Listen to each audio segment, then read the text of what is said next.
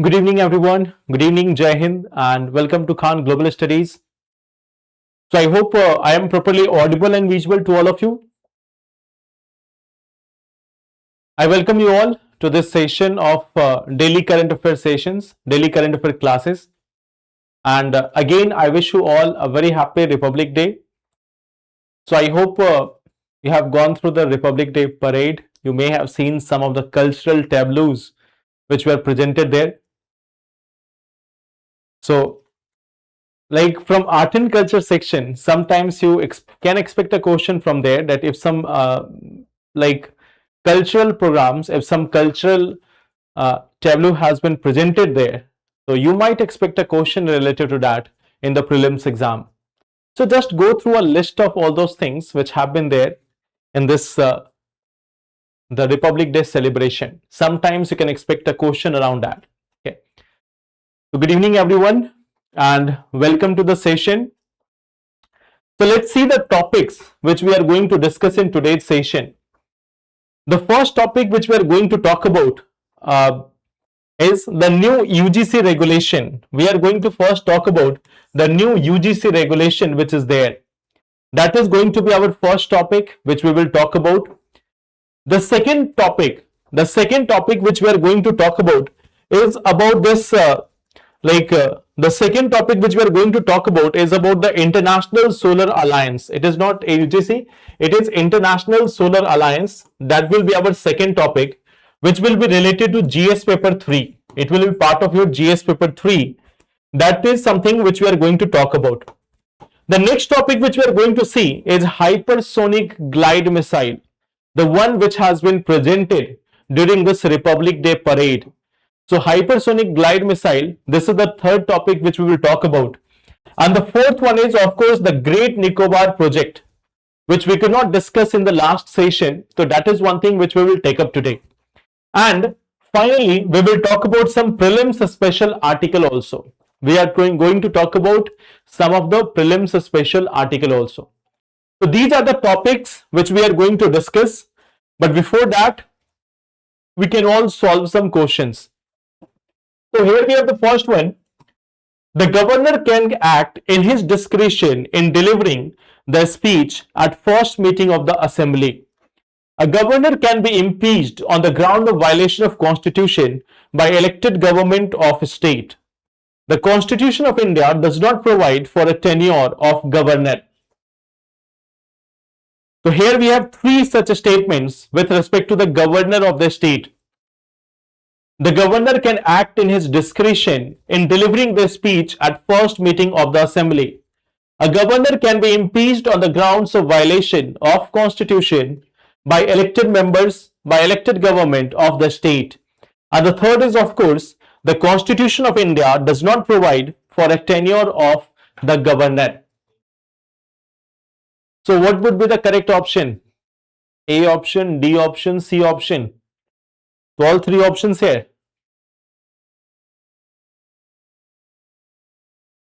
A option, C option, A option. So I think most of the people are going for option number A. So can you tell me which statement is correct? Can you tell me that which statement is correct here? Out of the three statements, which one is correct? Raj Verma is going for option number D. Good evening, Chandresh. The third option is correct. Now, majority of people are saying third option is correct. The first one is incorrect. Second one is incorrect. Third one is also incorrect. Are you sure about it? You all have read polity multiple times. You all have read this polity multiple times. Are you sure about this? That the Constitution does not provide any tenure for the governor. Are you sure about it? In general, the governor has a tenure of 5 years. Of course, normally the governors are not able to get this term, but in general, the Constitution says that a governor of a state will have a tenure of 5 years. So there is a tenure of governor which is being provided by Constitution. But yes, of course, he serves on the pleasure of president. But then in general, there is a tenure of governor that is of 5 years. Okay. So generally it is there that governors are getting their tenure on the pleasure of the president, but it doesn't mean that they can have an indefinite period. They have a prescribed tenure of 5 years. Go again through the chapter of governor. You will find it there. So if you just go through the superficial reading, you will find that there is no such tenure. But if you look at the constitution, it does prescribe a tenure of 5 years for the governor of a state. The third option is incorrect. Correct answer is D option. Which of the following statement is are correct? First is saying secondary pollutants are directly released due to burning of biomass. Second says secondary pollutant always acts as cooling agents.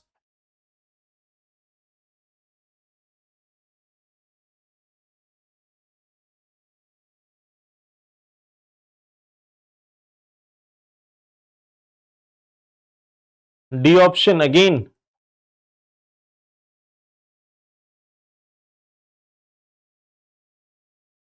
The first question was of governor.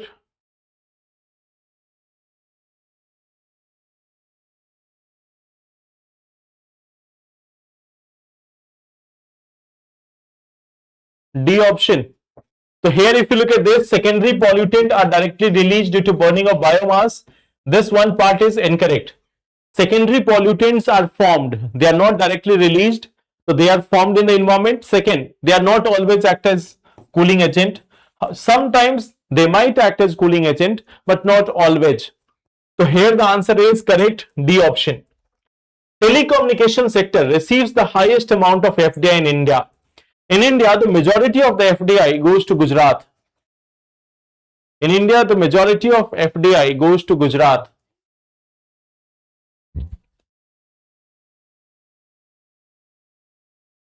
So here we have this third question. Here we have the third question. Telecommunication sector receives the highest amount of FDI in India. Second statement says that in India, the majority of FDI goes to Gujarat. So I think this is one such topic. FDI is one such topic. FDI, FPI, these are some topics which you can easily solve if there is any question in exam. We have practiced so many questions on it. We have practiced so many parts of it. Service sector is having highest, computer and hardware having second, telecommunication is on the fourth number. We have seen the states also, Maharashtra, then we have Karnataka, Gujarat, Delhi. Okay. So yes, the second and first both are incorrect. Answer is D option, neither one nor two. Okay. Now, coming to this one most controversial, most debated topic which is there, very much famous there, and that is about the UGC. It is about the University Grants Commission. So now if we talk about this UGC has come with some regulations. It has come with certain regulations. And this regulation, why this has come up with regulation? What is the aim here? Aim here to ensure, the aim here is to quite simple, to ensure no discrimination. The aim here is quite simple, to ensure no discrimination. Okay. On basis of certain grounds. The aim is quite simple, that on basis of certain grounds, there should be no such discrimination. On basis of certain grounds. So what do you know about it? If I ask from you, we all have been seeing this one thing from last 3-4 days, I guess. From the last 3 to 4 days, there is a lot of uproar, there is a lot of debate, there is a lot of discussion which is going on with respect to the UGC. So can you tell me what is this issue all about? What is the challenge with respect to UGC? Any idea about this? Why this topic, UGC regulation or UGC, is there in the news? Any idea about this? I think majority of you might have gone through it. So what is the issue?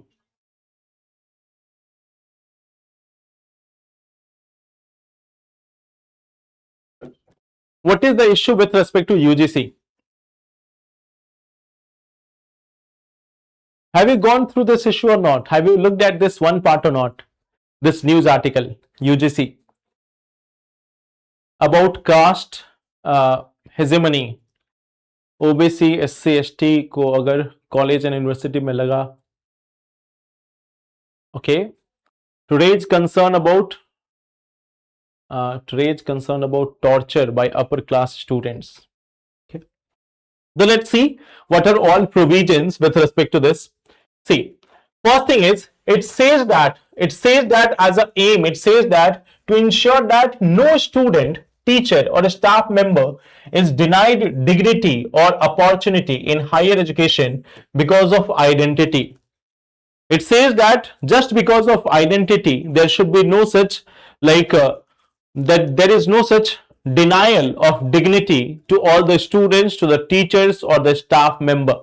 Okay, so this is something which is applicable to all the everyone. It is applicable to students, it is applicable to teachers, non-teaching staff, management. Okay, so all higher education institutes are going to come under this new UGC regulation. For everyone there is going to be a regulation.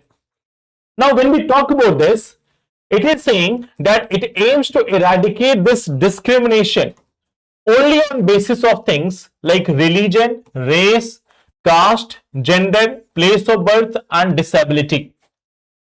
So on basis of this, if there is any discrimination against any teacher, non-teaching staff, student or management personnel, it aims to ensure that there is nothing like that. There is no such denial of dignity on the basis of this ground. Okay.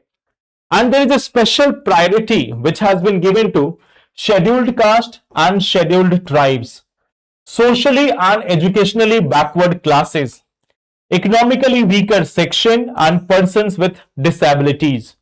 Okay, so it says that it aims to ensure the dignity for them. And what other provisions have been maintained by this? Okay, it says that there will be an equity committee on campuses, and this is also going to specify the punishments which can be from debarring or which can be like debarred from offering degrees or programs. Okay, so suppose that if there is an institution which is not complying with the orders of UGC, if there is an institute which is not complying with the obligations or with the regulations of UGC, that can be debarred from providing the degrees or diploma. It means all the institutions have to make sure that these regulations are being imposed. There is a constitution of an equity committee. Okay, and like there is also a requirement of equal opportunity center to promote equity and equal opportunity. Okay, so if you look at this, here it is like if we talk about the regulations in general, it says that it is mostly promoting this concept of equality, no such denial of dignity.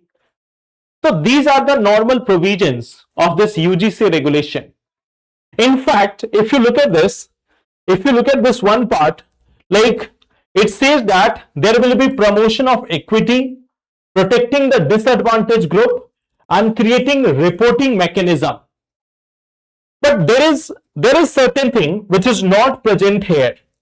There are certain things, there is not such present of false complaint clause. If there is a false complaint being made by someone, then what should be the strategy for that? What should be the mechanism for that? There is no mental agony safeguards. There is no compensation mechanism. So there are certain challenges for this. The UGC regulation aims to ensure that there is more and more dignity for everyone. But you know that every law, every regulation has its own positives and negatives. So in the new UGC regulation, even if someone is making a fake complaint, if someone is making a fake complaint, then the committee will go on inquiry, the committee will conduct its investigation and everything. But if there is a false accusation which has been made against someone, so then there is no such option. There is no such option to get rid of it, to get some compensation. Mental agony means someone who is like pressurized. Like suppose there is a false complaint against someone. There is a false complaint against the accused. So now that person will be going through this mental stress, mental challenge. And for that, there is no such mechanism. There is no such mechanism to handle it. Okay. So that is one of the part. Okay. What is the punishments which have been provided? Okay. Back from UGC schemes, degree programs can be halted, online courses can be withdrawn, and loss of UGC recognition. Okay. So just on the basis of certain things, on the basis of compliance or non-compliance, there can be very much harsh steps which can be taken by the UGC. There can be very much harsh steps which can be taken by this one institution. So here if you look at this, when we talk about UGC, this one institution is taking its last breath. Okay. This one institution which is there, UGC, it is taking its last breath. You may be aware that a new organization is going to replace it. There is going to be a new institution which might be replacing this organization. Are you aware about it? That there is a new organization which might be replacing this UGC. This is going to be replaced by a new institution. So can you tell me which organization is there which might be replacing this UGC in future? There is already a law. There is already a law which is in process. A law is already there in the process. It might become reality in upcoming times. So can you tell me which law is there?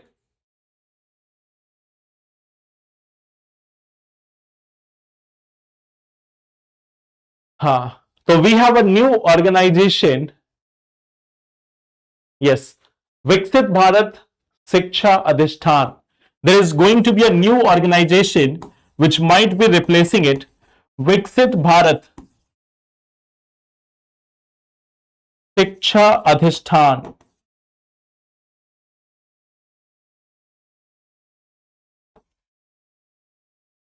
So there is a new there is a new organization which is in the process, and it may happen that in future there will be no such UGC. But meanwhile, due to this controversial rule of UGC, there is a lot of protest going on in the country from different part.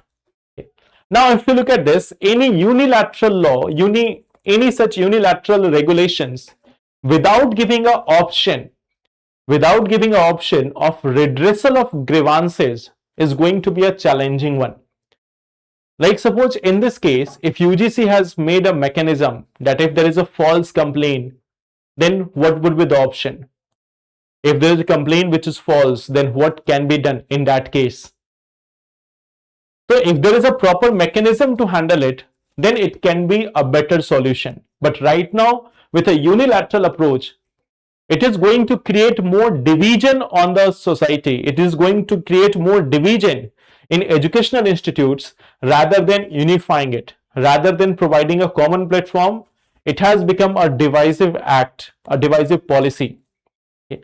That is one UGC regulation, the first topic. So this is the first part which we can see. Now the second thing, there is one thing called as International Solar Alliance. What is the context? What is the context? US has left ISA, International Solar Alliance.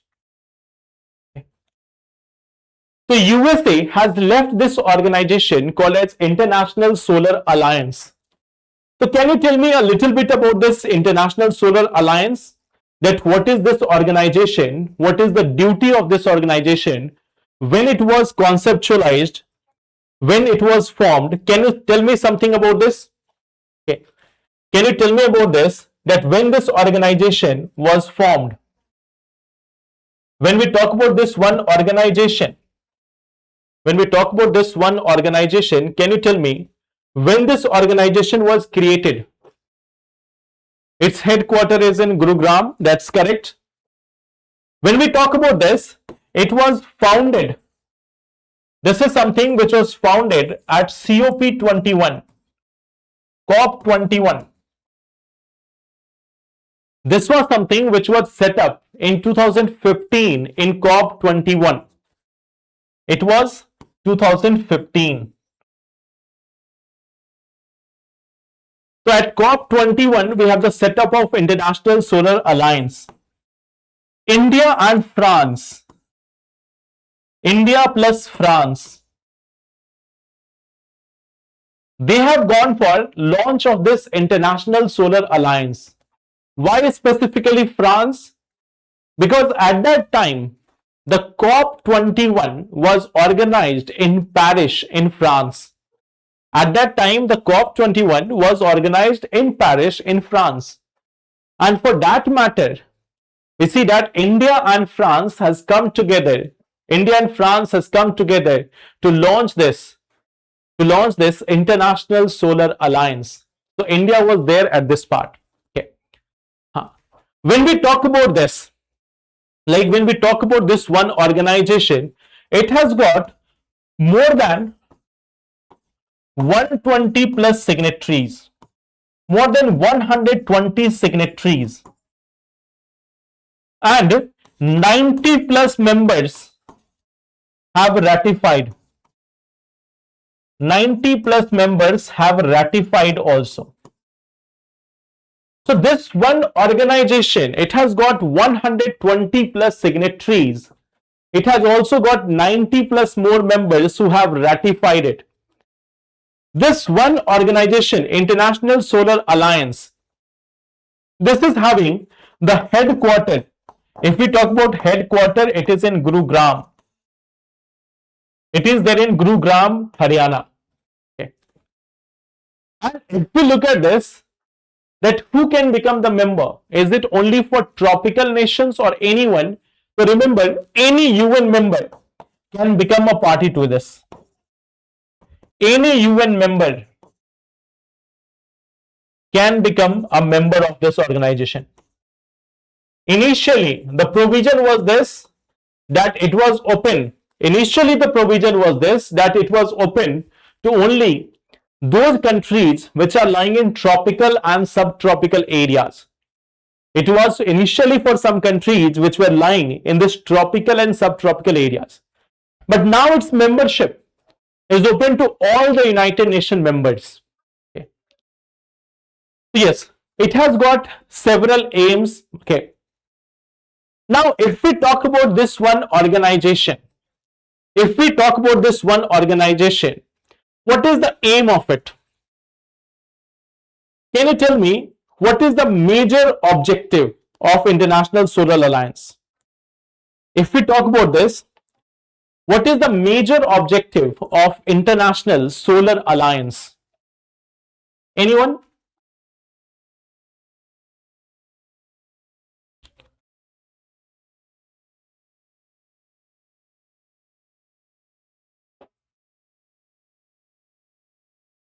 What is the aim here? What is the major aim of this organization?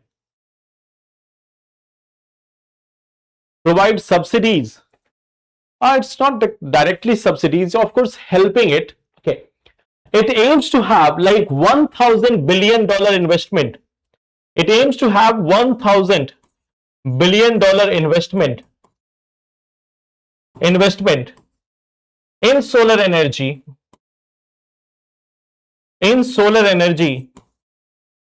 By 2030. Okay.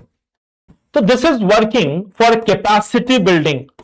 It is working for capacity building. It is working for technological development. It is for technology development. It aims for accessible and affordable. It aims for accessible and affordable solar energy. It aims for this accessible and affordable solar energy. Particularly, if we talk about this one organization, it is trying to work in African countries and some of the Asian countries to help switching towards green energy. It is helping the developing nations, especially in Africa and Asia, to switch towards this green energy. That is one of the major aim of this organization. Now, when we know about this organization, there is one country, US. So US has left this International Solar Alliance. US has left International Solar Alliance. Okay. So what is the impact here? Can you tell me what will be the impact when US is leaving this International Solar Alliance?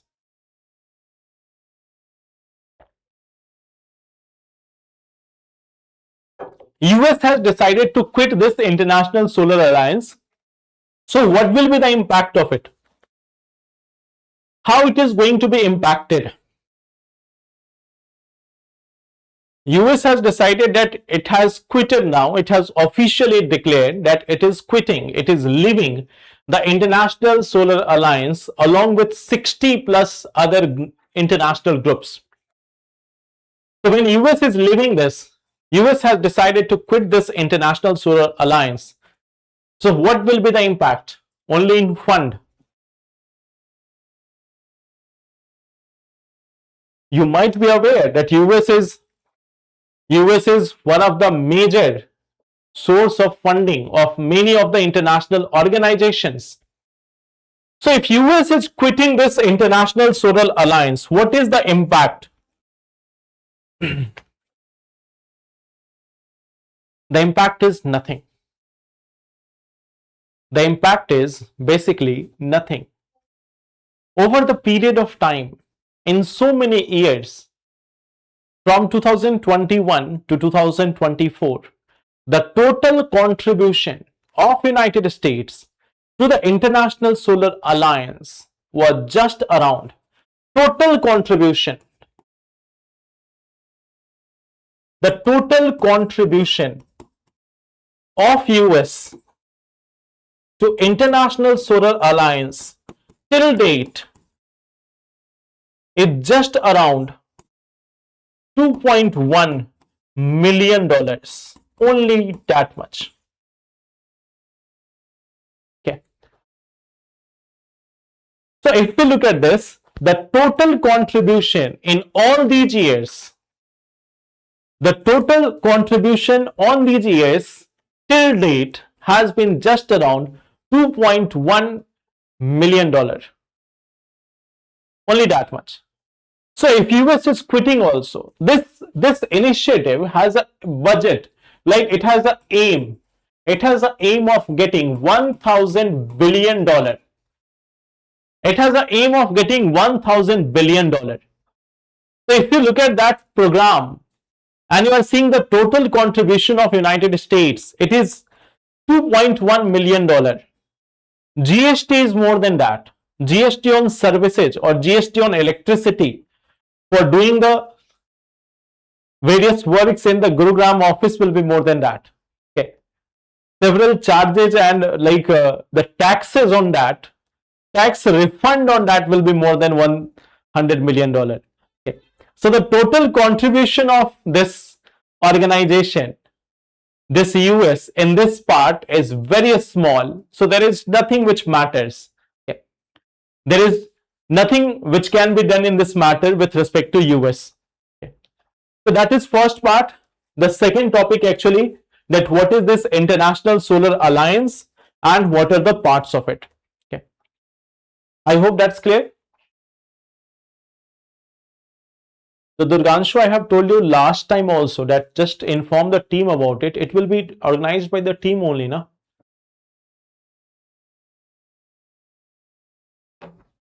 They just mail it once to the team, so then they will organize it, na? Conduct it. Now coming to the next part, the hypersonic missile. Okay. Now we are having this third topic, a hypersonic glide missile. A hypersonic glide missile. So there is a new type of missile. There is a new type of missile which is called as LRAS hypersonic missile. Okay. So we have this LRASHM.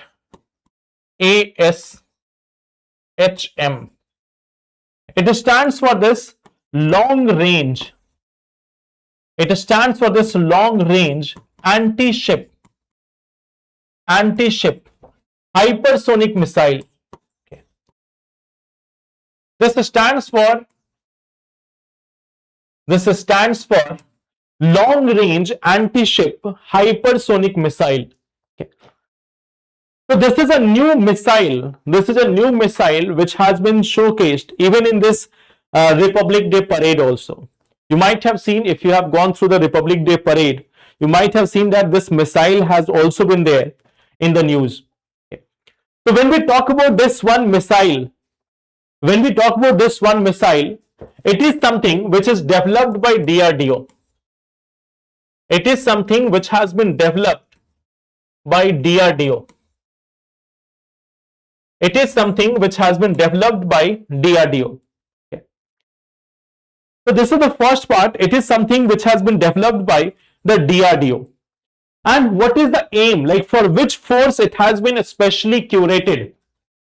This is anti-ship missile. This is anti-ship missile. This is something which is an anti-ship missile. So it is going to be for Indian Navy. It is something which has been designed for Indian Navy.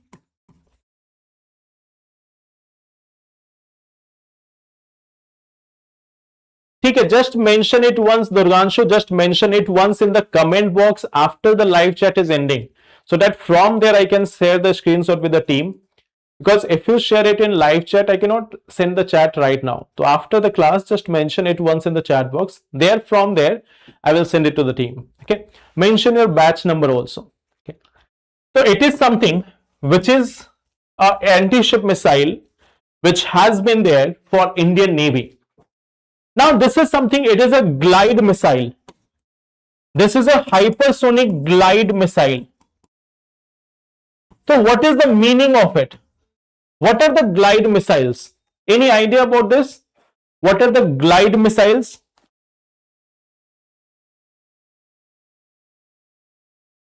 What is the meaning of this glide missile? What it is capable of doing? The glide missiles, what is it capable of doing? What is the specialty? Why it is called as glide missile? Why this is called as glide missile? See, whenever you find a term like glide missile, this is what is glide vehicle. Quasi-ballistic missile is also called as glide missile. So there is a normal hypersonic cruise missile. You might be aware about this. There is one thing called as cruise missile. There is one thing called as ballistic missile. And then there is a semi-ballistic or quasi-ballistic. There is a quasi-ballistic missile. There is a quasi-ballistic missile. So that quasi-ballistic missile is basically what we call as glide missile. This is something which is a glide missile. So quasi-ballistic missile, if you look at this have a range.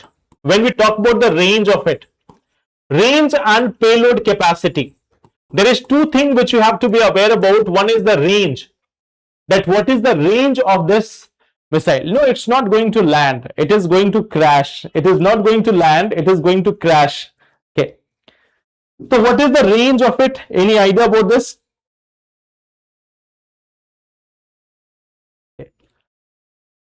This one is having a range of up to 1500 kilometer. This is having a range of up to 1500 kilometer. This is having a range of up to 1500 kilometer, and it can also take payloads. It can also take payloads up to 1500 kg also. Okay, so this is also having like it is also having payload capacity of around like 150 to 300 kg, even more than that. Okay. So it can have multiple payloads. It can have multiple payloads. Range is of 1500 kilometer and speed. The highest speed, highest at 10 Mach. The highest speed is at 10 Mach.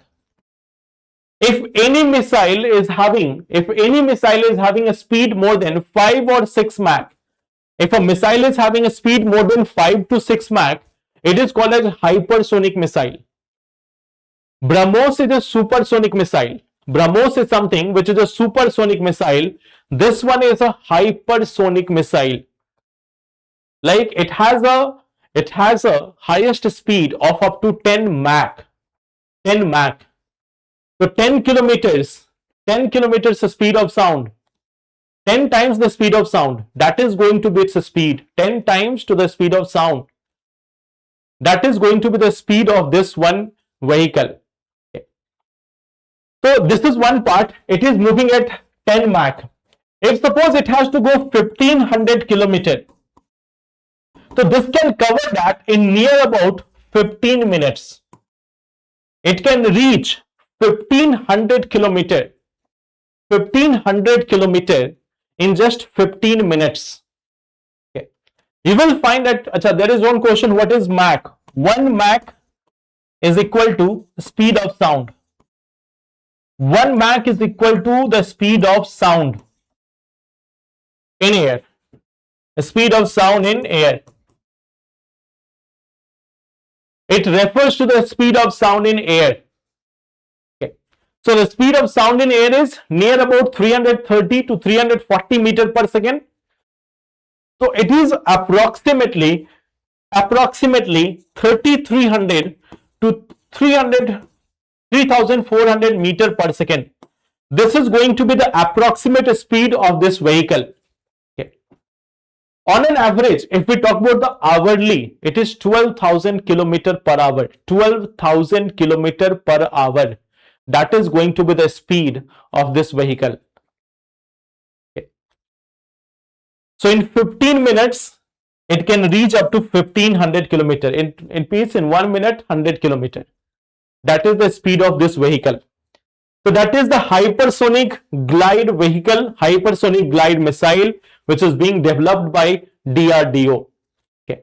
So it is also having the name LRASHM, long range anti-ship hypersonic missile.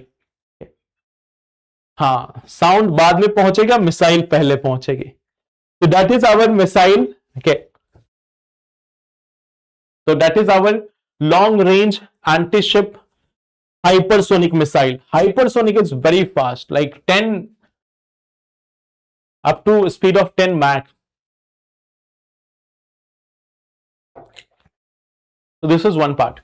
Now coming to the second thing.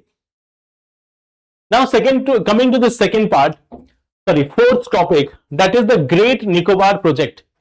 Last time also we could not discuss about this. Okay. Now here, what is the context? What is the context? Context is about certain allegations. Context is about certain allegations. What are these allegations? Okay. Like tribal groups, various tribal groups, they are saying this, that there is a coercion by officials to surrender lands.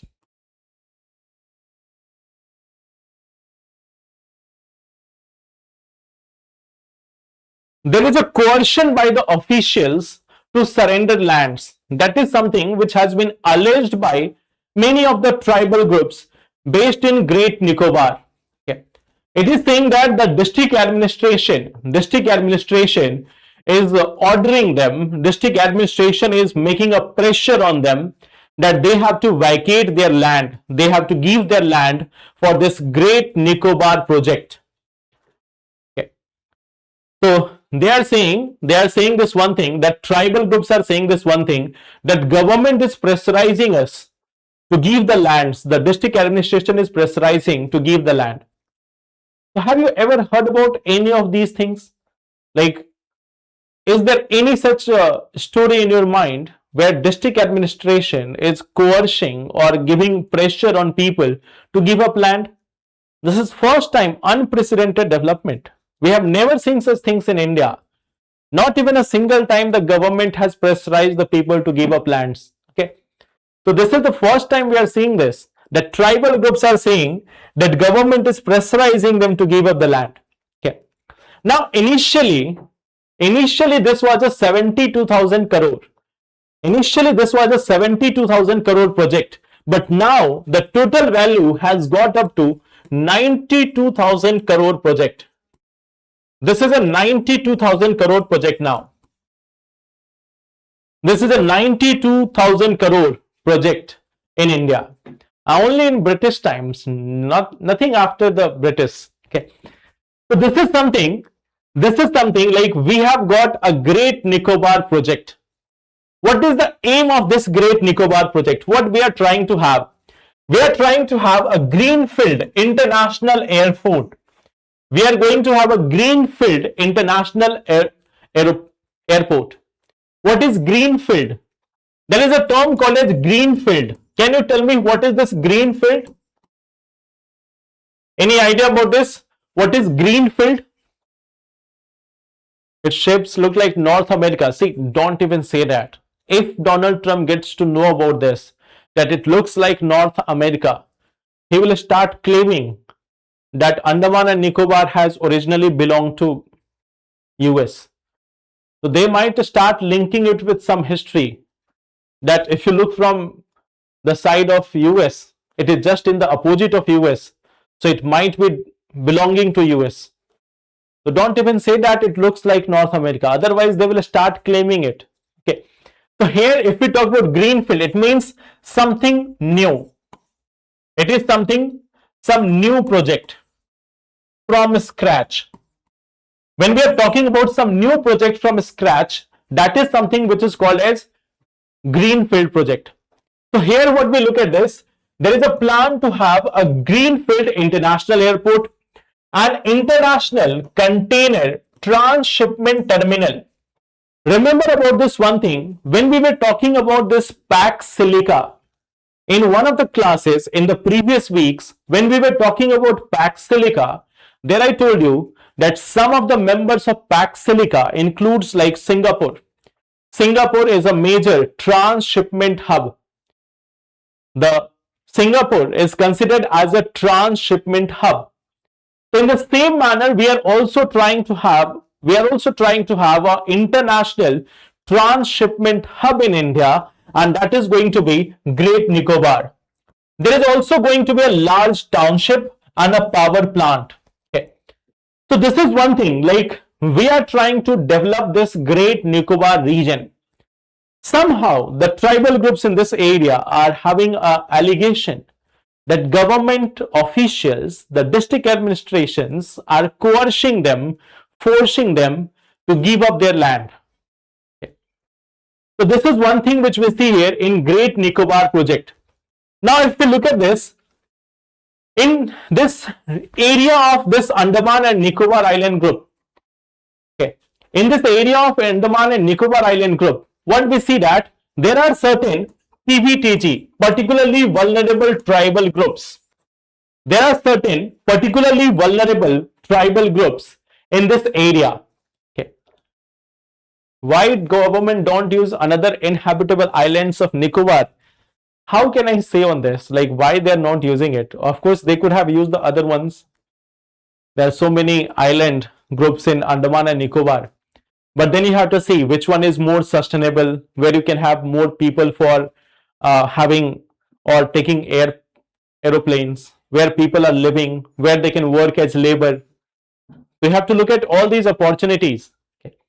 So now what we see here, that there are certain PVTG in this area, particularly vulnerable tribal groups. For example, we have the Sentinelese, Ongs, Jaravas, Great Andamanis, Champanes, and Nicobaris. So in the Nicobar Islands, we have two such groups, Champanes and Nicobaris. In the Andaman, we have Sentinelese, Ongs, Jaravas, and Great Andamanis.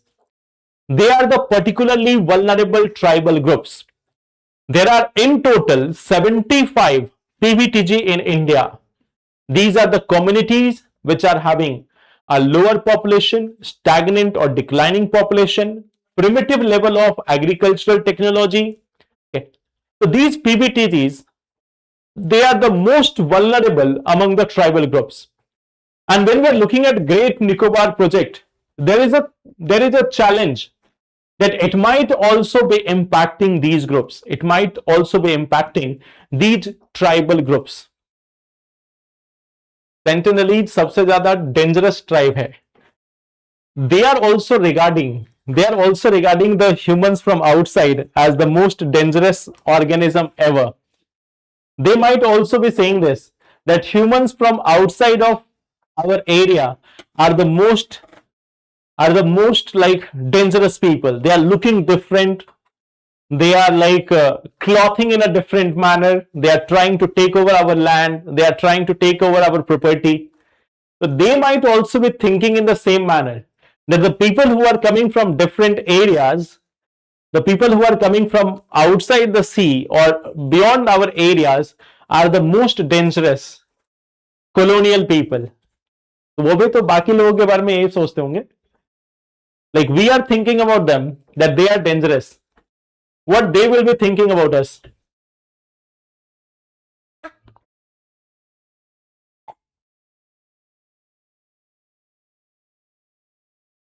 So they might also be thinking something like that for us. Now, coming to a prelims special article, one more from defense. We have this Suryastra. We have this one thing called as Suryastra. It is India's first made in India universal multi-caliber rocket launcher. This is a multi-caliber rocket launcher. It can have multiple surface to surface strikes at range of up to 300 kilometers. Okay. So this is one thing, like when we talk about this one, what is the specialty of this Suryastra? It can launch different type of missiles. It can launch different type of missiles from this launcher. So this is a universal type of launcher. It can launch multiple types of smaller missiles, tactical missiles, short range tactical missiles, which are being fired by this. Okay. So this is something, it is designed to integrate multiple rockets and missile types on a single launch platform. So it is based on precise and universal launching system of Israel. So it is based on precise and universal launching system of Israel. We have got our own multi-rocket launching vehicle. Okay. So that is called as Suryastra. It has been given a new name, Suryastra. So it was also displayed in the Republic Day parade. Many of the things you already know about it, like Sukhoi, Tejas, BrahMos. These are certain things which you are knowing about it, which you are already aware about it. So now there are certain new things, like there is one thing called as Suryastra. And then we have discussed also about this long range anti-ship hypersonic missile. Okay. So these two defense equipments were quite popular during this Republic Day parade. Okay. So I am also giving you this one question which you should read about. We will talk about drones also. We will talk about some of the drones also. You might expect some questions about drones. The drones were also one of the major attention during this Republic Day parade. So in upcoming classes, we will talk about that drones also. Now here there is one question. What is the Akash Tir system? That is one question for you. Second question is this: consider these investment and how many of them are considered intangible investment. So these are the two questions which you have to answer.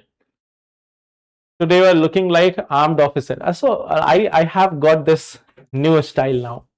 Okay, I've got this new style now, and I personally like it. Like, I am rethinking that should I have hair, or is this the better one?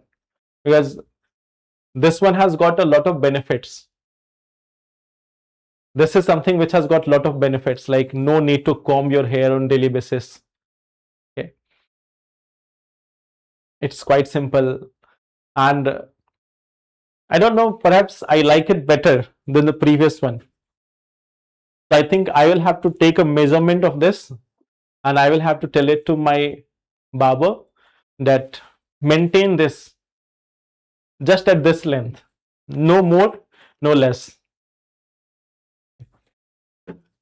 So thank you everyone. Let's meet in the next session then tomorrow. Give the answers for these questions in the comment box, and then we will meet tomorrow and discuss about other topics. Okay. So thank you everyone. Take care and all the best. Thank you.